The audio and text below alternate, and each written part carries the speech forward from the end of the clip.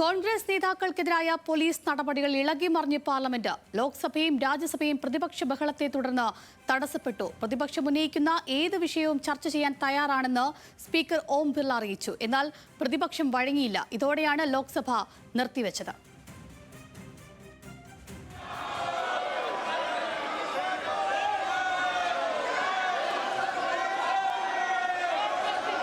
सदस्यों के जो प्रश्न होते हैं उनको बोलने का अवसर दिया जाता है। जितनी देर जितने समय आप चर्चा करना चाहेंगे, किस तरीके से नहीं चलाना चाहते, सदन की मर्यादा को नहीं बनाना चाहते, तो सदन की कार्रवाई नहीं चलेगी। सदन आज 12 बजे तक के लिए स्थगित किया जाता है।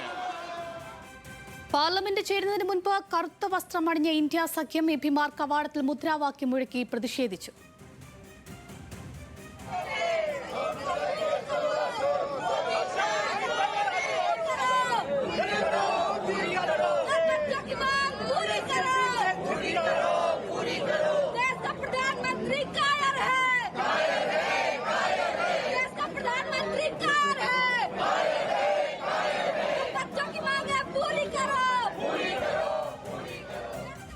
വിദ്യാർത്ഥികളുടെ ഭാവിക്ക് വേണ്ടിയുള്ള പോരാട്ടമാണ് നടത്തുന്നതെന്ന് പ്രിയങ്ക ഗാന്ധി പറഞ്ഞു. ആ പ്രതികരണത്തിൽ കൂടി जेन्युइन मामला है, जेन्युइन इशू है। उसमें स्टूडेंट सिर्फ अपना अधिकार मांग रहे हैं और कुछ नहीं मांग रहे हैं। वो सिर्फ ये कह रहे हैं हमें अपना अधिकार दो। हमें आप हर एग्ज़ाम को क्या पेपर लीक करा रहे हो? बच्चे इतना संघर्ष करके पढ़ाई करते हैं, अपने लिए एक फ्यूचर देखते हैं, आप उस फ्यूचर को बिगाड़ रहे हो। കേന്ദ്ര വിദ്യാഭ്യാസ മന്ത്രി ധർമ്മേന്ദ്ര പ്രധാൻ രാജി ആവശ്യപ്പെട്ട് പാർലമെന്റിൽ പ്രതിപക്ഷ ബഹളം.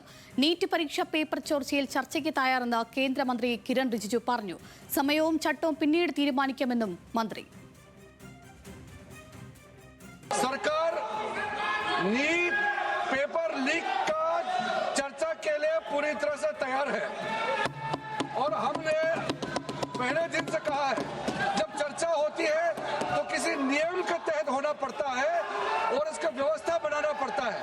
मैं अनुरोध करता हूं कि चर्चा कब होना है, चर्चा का ड्यूरेशन कितना लंबा चर्चा होना है और किस नियम के तहत होना है।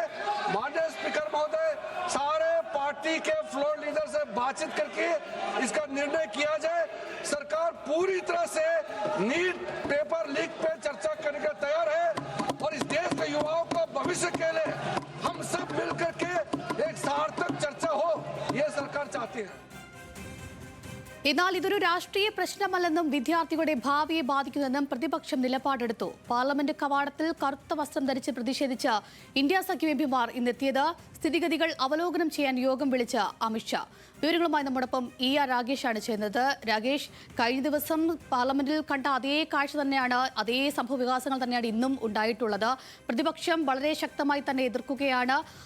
മുന്നോട്ട് വെച്ച ആശയങ്ങളിൽ നിന്ന് ഒരടി പോലും പിന്നോട്ട് കോൺഗ്രസ് മാറുന്നില്ല.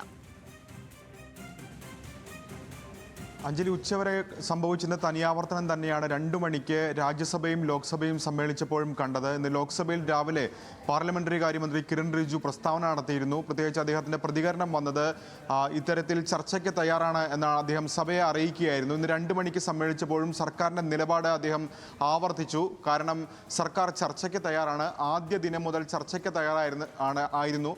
സമയവും ഒപ്പം തന്നെ മറ്റ് ചട്ടങ്ങളും ഒക്കെ തന്നെ വിശദമായി ചർച്ച ചെയ്ത് തീരുമാനിക്കാം എന്നും കിരൺ റിജിജു അറിയിച്ചു. അതിനുശേഷം സഭാ നേതാവ് കൂടിയായിട്ടുള്ള കക്ഷി നേതാവ് കൂടിയായിട്ടുള്ള കേന്ദ്രമന്ത്രി JP നഡ്ഡ സർക്കാരിന്റെ നിലപാട് വ്യക്തമാക്കി. സർക്കാർ ചർച്ചയ്ക്ക് തയ്യാറാണ്, പരീക്ഷാ പേപ്പർ വിവാദത്തിലടക്കം ചർച്ചയ്ക്ക് തയ്യാറാണെന്ന് വ്യക്തമാക്കിയ അദ്ദേഹം പ്രതിപക്ഷത്തിന്റെ നിലപാടിനെ കടുത്ത ഭാഷയിൽ വിമർശിക്കുകയും ചെയ്തു. കാരണം പ്രതിപക്ഷം പാർലമെന്റിന്റെ മര്യാദകൾ പാലിക്കുന്നില്ല എന്ന വിമർശനമാണ് അദ്ദേഹത്തിന്റെ ഭാഗത്തുനിന്നുണ്ടായത്. പാർലമെന്റ് മര്യാദകൾക്ക് വില കൽപ്പിക്കാത്ത നടപടിയെ അംഗീകരിക്കാൻ കഴിയില്ല തുടങ്ങിയ കാര്യങ്ങളൊക്കെ തന്നെ JP നഡ്ഡ വ്യക്തമാക്കുകയും ചെയ്തു. എന്നാൽ ശക്തമായ പ്രതിഷേധവുമായി മുന്നോട്ട് പോവുകയായിരുന്നു പ്രതിപക്ഷം.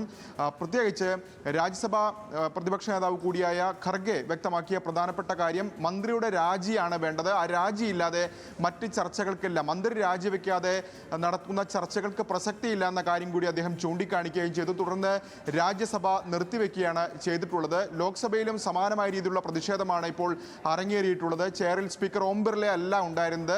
എങ്കിൽ പോലും വലിയ പ്രതിഷേധം പ്രതിപക്ഷത്തിന്റെ ഭാഗത്തുനിന്ന് ഉണ്ടാവുകയും ചെയ്തു. ഇതിനിടയിൽ പ്രതിപക്ഷ അംഗത്തെ സസ്പെൻഡ് ചെയ്യുന്ന നിലയിലേക്കും കാര്യങ്ങൾ എത്തുകയും ചെയ്തു. കാരണം തൃണമൂൽ കോൺഗ്രസ് അംഗമാണ് കല്യാൺ ബാനർജിയാണ് ഈ സഭാ സമ്മേളനം കഴിയുന്നതുവരെ, അതായത് ഓഗസ്റ്റ് 13 വരെ സസ്പെൻഡ് ചെയ്യുന്നു എന്ന് അറിയിച്ചുകൊണ്ട് നിയമമന്ത്രി അർജുൻ രാം മേഘ്വാൾ ഇപ്പോൾ വ്യക്തമാക്കിയിരിക്കുന്നത്. പ്രത്യേകിച്ച് അപമര്യാദയായി സഭയിൽ പെരുമാറി എന്ന് ചൂണ്ടിക്കാണിച്ചുകൊണ്ടാണ് ഇപ്പോൾ കല്യാൺ ബാനർജിക്കെതിരായ നടപടി പ്രഖ്യാപിച്ചിരിക്കുന്നത്. ഏതായാലും വലിയ പ്രതിഷേധവുമായി മുന്നോട്ട് പോവുകയാണ് ഇപ്പോൾ സഭയ്ക്കകത്ത് പ്രതിപക്ഷ പാർട്ടികൾ. പ്രത്യേകിച്ച് കഴിഞ്ഞ ദിവസങ്ങളിലൊക്കെ തന്നെ ചർച്ചയാണ് ആവശ്യപ്പെട്ടിരുന്നെങ്കിൽ ഇപ്പോൾ സാഹചര്യം മാറി.